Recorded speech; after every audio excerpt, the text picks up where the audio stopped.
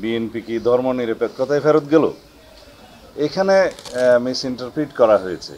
আমরাও কালকে পরশু খেয়াল করছি বিভিন্ন মিডিয়াতে এবং কয়েকটা পত্রিকায় আর সামাজিক মাধ্যমে এই বিষয়ে যথেষ্ট লেখালেখি হচ্ছে যে বিএনপি কি ধর্মনিরপেক্ষতায় ফেরত গেল?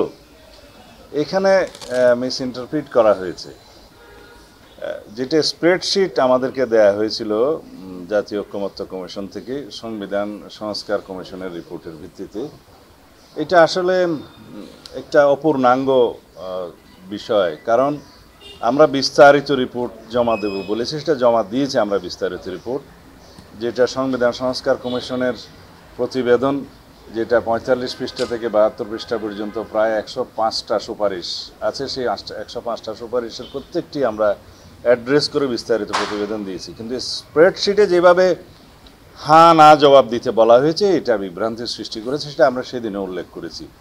এখানে স্প্রেডশিটের আইটেম নম্বর 5, 6 এবং 7-এ সংবিধানের মূলনীতি এবং রাষ্ট্র পরিচালনার মূলনীতি বিষয়ে ওনারা যেটা বলেছেন, যে সংবিধানের মূলনীতিতে বহুত্ববাদের কথা বলেছেন, সাম্য মানবিক মর্যাদা ইত্যাদির কথা বলেছেন, বাট বহুত্ববাদ সহ আর অন্যান্য বিষয়গুলোর সাথে আমরা একমত নই এবং রাষ্ট্র পরিচালনার মূলনীতি হিসেবে আর সংবিধানের মূলনীতি হিসেবে আমরা একমত নই। এরপর আমাদের মন্তব্য দিয়েছি, সেই মন্তব্যটা আর কেউ এখানে উল্লেখ করেন। মন্তব্যটা হচ্ছে আমরা সংবিধানের প্রস্তাবনার অংশে আমরা সংবিধানের প্রস্তাবনার কি চাই সেটা উল্লেখ করেছি, যে পঞ্চদশ সংশোধনী পূর্ববর্তী অবস্থা বহাল চাই।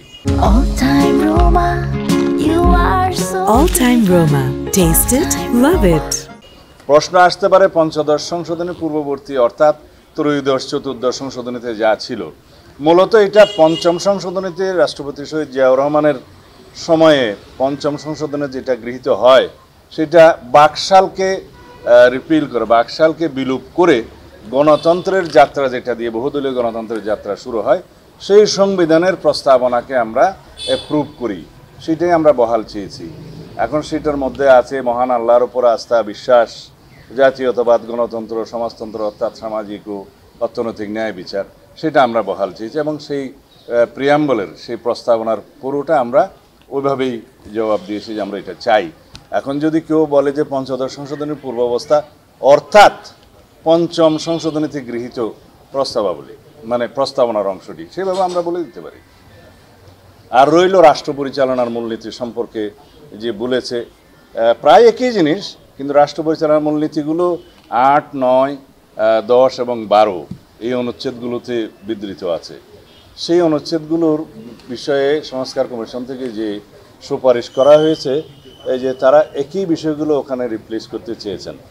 যেমন একটা প্রস্তাব দেওয়া হয়েছে যে ধর্মনিরপেক্ষতা ইত্যাদি এগুলো বিলুপ্ত করা হোক। এখন বিভ্রান্তিটা ওই জায়গায়, আমরা সেখানে বলেছি একমত নই, কিন্তু আমরা এই চাই। হ্যাঁ, আমরা চেয়েছি পঞ্চম সংশোধনীতে যেটা গৃহীত হয়েছে, যেটা পঞ্চদশ সংশোধনীর পূর্বাবস্থা, সেইটা আমরা বহাল করা হোক, সেটা চেয়েছি। কিন্তু সবাই মনে করছে যে ধর্মনিরপেক্ষতা বাতিলের কথা বলছে, আপনারা সেটা একমত নন কেন? বিষয়টা তা নয়।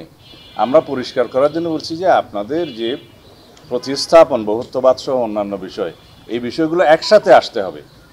5, 6, 7 যদি একসাথে আপনারা রিড করেন, তাহলে সেই বিষয়গুলোতে আমরা কেন একমত নয় এবং আমরা কেন বিকল্প প্রস্তাব হিসেবে আমাদের প্রস্তাবনা, যেগুলো আমাদের পূর্বে প্রস্তাব ছিল সংস্কার কমিশনের কাছে, সেটা আমরা বলেছি আবার, যে আমরা আগেও প্রস্তাব আকারে দিয়েছিলাম আপনাদের কাছে। এখনও এর জবাব আমরা বলতে চাই যে আমরা রাষ্ট্র পরিচালনার মূলনীতির অংশটি পঞ্চম সংশোধনী অর্থাৎ পঞ্চদশ সংশোধনীর পূর্বের অবস্থাকে বহাল চাই, অর্থাৎ জাতীয়তাবাদ, গণতন্ত্র, সমাজতন্ত্র অর্থাৎ অর্থনৈতিক ও সামাজিক ন্যায় বিচার, মহান আল্লাহর উপরে আস্থা ও বিশ্বাস, এই বিষয়গুলো রাষ্ট্র পরিচালনার মূলনীতি হিসেবে গণ্য হবে, যেটা পঞ্চম সংশোধনীতে গৃহীত হয়েছিল বাকশালের বিলুপ্তির পরে।